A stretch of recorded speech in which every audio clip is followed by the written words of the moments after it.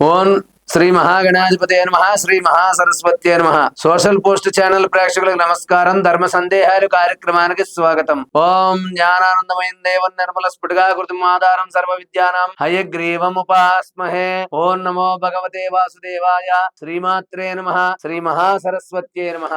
మనం ఈ రోజున ఈ వీడియోలో దాంపత్య జీవితం అనుకూలంగా ఉండాలంటే ఎటువంటి నియమాలు పాటించాలి, ఇది చాలా మంది చాలా రకాలుగా చెప్పేసి ఉన్నారు. కాబట్టి ఒక చిన్న సులువైన మార్గాన్ని చెప్తాను.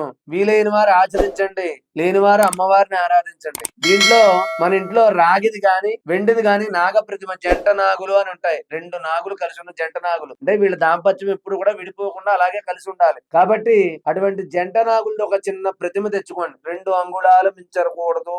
కాబట్టి 2 అంగుళాలు మించకుండా చిన్నది తెచ్చుకోండి. ఒక రాగి ప్లేట్ లో గాని వెండి ప్లేట్ లో గాని చివరికి ఇత్తడి ప్లేట్ లోనైనా పెట్టుకోండి. పెట్టుకుని ఓం నమో భగవతే శ్రీవల్లి దేవసేన సమేత సుబ్రహ్మణ్యాయ నమః.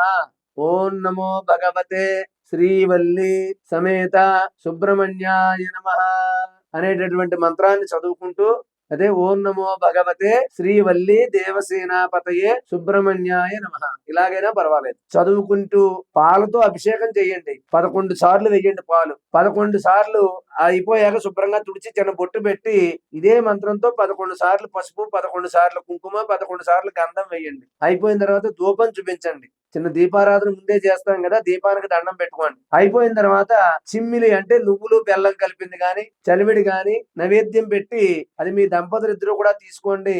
ఆ రోజు కొంచెం బయట పదార్థాలు తినకుండా, మసాలాలు ఉల్లిపాయలు తినకుండా ఉండడం మంచిదన్నమాట. ఇలాగ మీకు వీలైనప్పుడల్లా చేయడం గాని, లేదా మీరు నియమంగా ఉంటామంటే మేము ఉల్లిపాయలు మసాలాలు ఎక్కువ తినమండి అంటే ఒక 5 రోజులు గాని, ఒక 7 రోజులు గాని, 9 రోజులు గాని, 11 రోజులు గాని ఈ విధంగా చేసి అయిపోయాక ఆ వెండిది రాగిది ఆ ప్రతిమని ఆ సర్పాన్ని ఏదైనా దేవాలయంలో దానం చేసేయండి. అలాగే మీరిద్దరూ కూడా ప్రతి శుక్రవారం నాడు అమ్మవారి ఆలయానికి వెళ్ళడం, అక్కడ దంపతులు ఎవరైనా ఉంటే వాళ్ళకి ఒక తాంబూలాన్ని సమర్పించడం, 10:30 నుంచి 12 గంటల మధ్యలో ఉన్నటువంటి రాహుకాల సమయంలో మీ దంపతులు ఇద్దరు కూడా ఒక నిమ్మకాయలో నిమ్మకాయ కోసి దాని పిండి ఆ చెక్కలో రాహుకాల దీపం పెట్టడం అనేది చెప్పదగినటువంటి సూచన. కాబట్టి అలా భార్యాభర్తలు ఇద్దరు కూడా నిమ్మకాయలో రాహుకాల దీపం పెట్టడం, అమ్మవారిని ఆరాధించడం, అలాగే కుంకుమ పూజ జరిపించుకోవడం, మీకు వీలైనప్పుడల్లా సుబ్రహ్మణ్యేశ్వర స్వామిని గాని జంట నాగుల్ని గాని దర్శించుకోవడం అవకాశం ఉంటే ప్రతి మంగళవారం నాడు,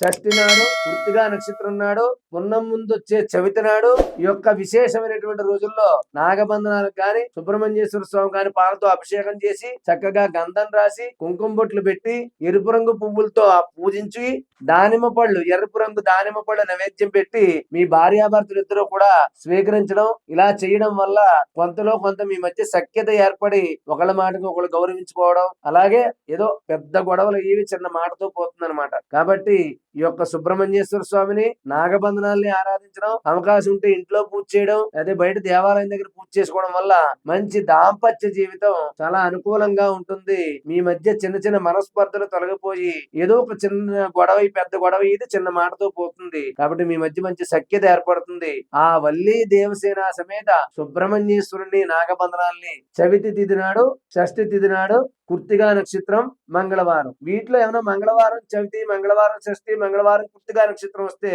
ఇంకా విశేషం విడిచిపెట్టకండి, చక్కగా చేసుకోండి. దాంపత్య జీవితం అనుకూలంగా మలుచుకుని ఒకే మాటగా ఒకే బాటగా సాగండి. సర్వే జనా సుఖినో భవంతు. స్వస్తి.